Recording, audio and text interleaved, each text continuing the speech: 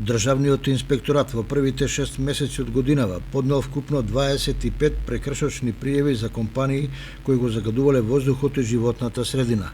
Најмногу казни биле изречени во зимските месеци јануари и февруари, а недисциплинираните фирми треба да платат вкупна казна од 556.000 евра.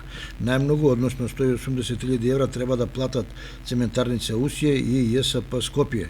Со 110.000 евра е казната Paper Mill Кочани, со 76.000 евра В Груп Доел Радовиш, 10.000 евра треба да плати Flower Power од Вевчани, се вели во соопштението од Државниот инспекторат за животна средина. Ако на компанијата Paper Mill која го загадуваше Кочани и се изречени глоби во износ од 110.000 евра, што е трета најдрастично казната фирма, тогаш логично е токму општина Кочани да добие соодветен износ на средства од државата за екопроекти.